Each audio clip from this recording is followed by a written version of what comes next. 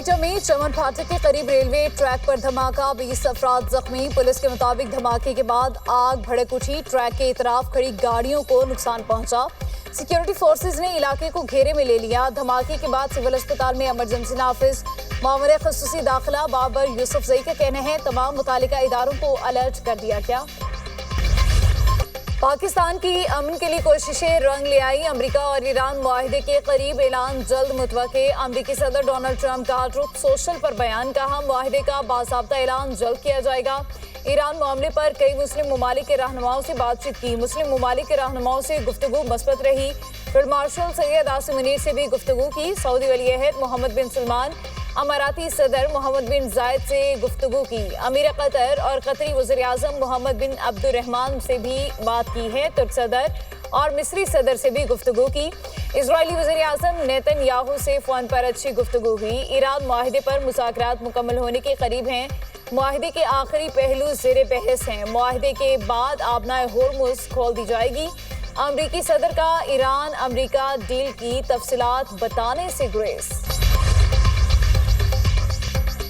Deal ہوئی تو بھی آبنائے ہورمز ایران کے کنٹرول میں رہے گی۔ ترجمان خاتم الانبیاء ہیڈ کوارٹرز بریگیڈیئر جنرل ابراہیم ذوالفقاری کہتے ہیں آبنائے ہورمز کی نگرانی، راستوں کا تعین، آمد و رفت کے اوقات اور اجازت ناموں کا اجرا مکمل طور پر ایران کے اختیار میں ہوگا۔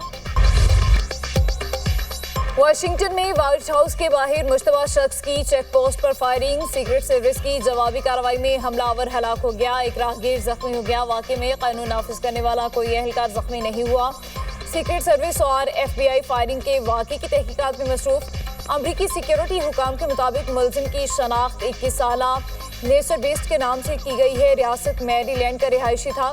ملزم ذہنی طور پر پریشان تھا، پہلے بھی سیکرٹ سروس اہلکاروں سے الجھ چکا تھا۔ فائرنگ 17 اسٹریٹ اور پینسلوینیا ایونیو کے قریب ہوئی۔ فائرنگ کے وقت صدر ٹرمپ وائٹ ہاؤس میں موجود تھے۔ فائرنگ کے بعد وائٹ ہاؤس کو فوری طور پر لاک ڈاؤن کیا گیا، جو 1 گھنٹے کے بعد ختم کر دیا گیا۔ امریکی اخبار واشنگٹن ٹائمز کے مطابق امریکی اور ایرانی مذاکرات کاروں نے مسودے کی منظوری دے دی۔ J D Vance, Baqir Ghalibaf, Steve Witkoff اور جیرڈ کشنر سمیت دیگر نے مسودے کی منظوری دی۔ معاہدے کے مسودے پر ہفتے کو ابتدائی اتفاق رائے ہو گیا تھا۔ امن معاہدے کا ابتدائی مسودہ دونوں ملکوں کی قیادت کو حتمی منظوری کے لیے بھجوا دیا گیا۔ ڈیل کے اعلان سے تمام محاذوں پر جنگ کا خاتمہ ہو جائے گا۔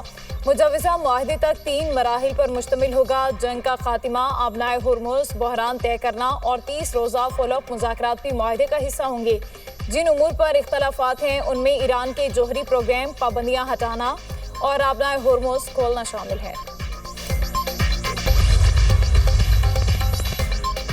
فیلڈ مارشل سید عاصم منیر کا ثالثی میں کلیدی کردار، امریکی اخبار نیو یارک ٹائمز کے مطابق اختلافات ختم کرنے میں اہم ترین کردار فیلڈ مارشل سید عاصم منیر کا رہا۔ فیلڈ مارشل نے سب سے بڑے مصالحت کار کا کردار ادا کیا۔ معاہدے کے ڈرافٹ کو حتمی شکل دینے کے لیے امریکہ اور ایران کے درمیان رہنماؤں سے مسلسل ملاقاتیں کی۔ اخبار نے فیلڈ مارشل کا حالیہ دورہ ایران اعلیٰ سطح کی سفارتکاری کی۔ امریکہ ایران مستقل جنگ بندی کی امید، فیلڈ مارشل سید عاصم منیر کا انتہائی نتیجہ خیز دورہ ایران۔ ایرانی صدر مسعود پزشکیان، اسپیکر محمد باقر غالباف، وزیر خارجہ عباس عراقچی اور وزیر داخلہ سکندر مومنی سے ملاقاتیں۔ آئی ایس پی آر کے مطابق ملاقاتوں میں امن و استحکام کے فروغ اور حتمی معاہدے تک پہنچنے کے لیے مشاورتی عمل کو تیز کرنے پر توجہ مرکوز رہی۔ ملاقاتیں مثبت اور تعمیری ماحول میں ہوئی، ثالثی عمل کو آگے بڑھانے میں مؤثر ثابت ہوئیں۔ 24 گھنٹوں کے دوران ہونے والے تفصیلی مذاکرات کے نتیجے میں حتمی مفاہمت کی جانب حوصلہ افزا پیش رفت سامنے آئی۔ ایرانی قیادت نے مذاکرات میں سہولت کاری اور علاقائی مسائل کے پرامن حل کے فروغ کے لیے پاکستان کے مخلصانہ اور تعمیری کردار کو سراہا۔ فیلڈ مارشل کی ایرانی قیادت سے ملاقاتیں پاکستان کی جاری کوششوں کا حصہ تھی۔ ثالثی کوششوں کا مقصد جنگ بندی کے بعد تناؤ میں کمی اور تعمیری روابط کے فروغ کو یقینی بنانا ہے۔ امریکہ اور ایران میں ہم آہنگی کی جانب بڑھنے لگے۔ ایران کی مذاکراتی ٹیم اور وزارت خارجہ کے ترجمان اسماعیل بقائی کہتے ہیں ایران اور امریکہ 14 نکاتی مفاہمتی یادداشت کو حتمی شکل دینے کے قریب پہنچ گئے۔ مستقل جنگ بندی، امریکی ناکہ بندی کے خاتمے اور ایران کے منجمد اثاثوں کی بحالی اہم مطالبات ہیں۔ ایک انٹرویو میں انہوں نے کہا کہ فیلڈ مارشل کے دورہ تہران کا مقصد ایران اور امریکہ کے درمیان تجاویز کے مسلسل تبادلے کو ممکن بنانا تھا۔ لگتا ہے مذاکراتی عمل دونوں فریقوں کے موقف میں ہم آہنگی کی جانب سے بڑھ رہا ہے۔ مجوزہ معاہدہ پاکستانی ثالثی کی کوششوں کا نتیجہ ہے۔ ایرانی سفیر رضا امیری مقدم کا ایکس پر بیان، کہا محسن نقوی نے فون کر کے مذاکرات کی کامیابی پر مبارکباد دی۔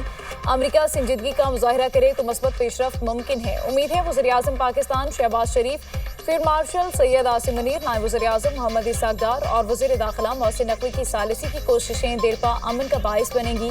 پاکستانی معزز شخصیات کا مخلصانہ کوششوں پر شکریہ ادا کرتا ہوں۔ امریکہ ایران مذاکرات پر خلیجی سفارتکاری میں تیزی، قطری وزیر خارجہ کا سعودی ہم منصب سے ٹیلی فونک رابطہ، علاقائی سلامتی اور ایران امریکہ مذاکرات پر مشاورت، قطر اور سعودی عرب کا ثالثی کوششوں کی حمایت پر زور، شیخ محمد بن عبد الرحمن کی اماراتی قومی سلامتی مشیر سے بھی گفتگو، قطری وزیر خارجہ نے ایرانی ہم منصب عباس عراقچی سے بھی رابطہ کیا، شیخ محمد بن عبد الرحمن نے ترکی اور اردن کے وزراء خارجہ سے بھی گفتگو کی۔ امریکہ اور ایران کے درمیان جاری پاکستان کی قیادت میں ثالثی کوششوں پر تبادلہ خیال، خطے کے بحرانوں کو حل کرنے کے لیے پرامن مکالمہ انتہائی ضروری قرار۔ امریکی سینٹ میں کئی ریپبلکن ارکان کا جنگ بندی مذاکرات میں پیش رفت پر شدید رد عمل، صدر ٹرمپ کے قریبی اتحادی اور اسرائیل کے مضبوط حامی امریکی سینیٹر لنڈسے گراہم کی ممکنہ معاہدے پر کڑی تنقید، کہا ایران کے ساتھ معاہدہ اسرائیل کے لیے بڑا سیکیورٹی چیلنج بن سکتا ہے، جنگ بندی معاہدہ ایران کو غالب طاقت بنا دے گا، ایران کی صلاحیت خطے میں مستقل دباؤ کا باعث بن سکتی ہے، ایران کا آبنائے ہرمز پر کنٹرول اور خلیجی ممالک کو نشانہ بنانے کی صلاحیت خطرناک ہے۔ ریپبلکن سینیٹر راجیو واکر نے مبینہ جنگ بندی معاہدے کو تباہ کن قرار دے دیا، آپریشن ایپک فیوری سے حاصل کی گئی کامیابیاں ضائع ہو جانے کی تصدیق کی۔ وزیر اعظم کا دورہ چین، ہانگیو میں یانگ صوبے کی پارٹی سیکرٹری سے ملاقات، وانگ پاو نے شہباز شریف کو خوش آمدید کہا، وزیر اعظم نے جیانگ صوبے کی شاندار ترقیاتی منصوبوں کو سراہا، صدر شی جن پنگ کی دوراندیش قیادت کی تعریف، وزیر اعظم نے کہا پاکستان جیانگ صوبے کے ساتھ مختلف شعبوں میں تعاون کے فروغ کو اہمیت دیتا ہے، ڈیجیٹل معیشت، e commerce, I T, telecommunication, زراعت، توانائی اور دیگر شعبے شامل ہیں، صوبائی سطح پر تعاون پاک چین تعلقات کا ایک اہم ستون ہے۔ جیانگ اور پنجاب کے درمیان سسٹر پروونس تعلقات کے قیام کی مفاہمتی یادداشت پر دستخط، مقصد تجارت، سرمایہ کاری، زراعت، تعلیم، ثقافت، سیاحت اور عوامی روابط کے شعبوں میں تعاون کو فروغ دینا ہے۔ ہانگیو آمد پر چینی حکام کی جانب سے وزیر اعظم کا شاندار استقبال کیا، وزیر اعظم کا پرتپاک استقبال، صوبہ جیانگ کی قیادت سے اظہار تشکر، ایکس پر اپنے بیان میں کہا صوبہ جیانگ کے قیادت کے ساتھ مختلف شعبوں میں تعاون کو فروغ دینے کے خواہاں ہیں، صدر شی جن پنگ اور چینی قیادت سے ملاقات کا منتظر ہوں، شہباز شریف سی بزنس فورم میں شریک ہوں گے، معروف چینی کمپنیوں کے سی ای او سے ملاقاتیں شیڈول، وزیر اعظم چینی کمپنی علی بابا کے ہیڈ کوارٹرز کا دورہ کریں گے۔ انمول پنکی معاشرے میں زہر بیچ رہی تھی، لوگوں کو منشیات جیسی لعنت سے بچانا ہے، سندھ میں منشیات فروشوں کے خلاف کریک ڈاؤن جاری ہے، سندھ کے سینئر وزیر شرجیل انعام میمن کا حیدرآباد میں تقریب سے خطاب، کہا منشیات استعمال کرنے والوں کی جعلی لسٹیں سوشل میڈیا پر زیر گردش ہیں، پولیس تحقیقات کر رہی ہے، سندھ حکومت نے بڑے پروجیکٹ دیے ہیں، پیپلز پارٹی 21 لاکھ گھر تعمیر کر کے دے رہی ہے، خواتین کو کسی سفارش کے بغیر میرٹ پر پنک اسکوٹیز دی جا رہی ہیں۔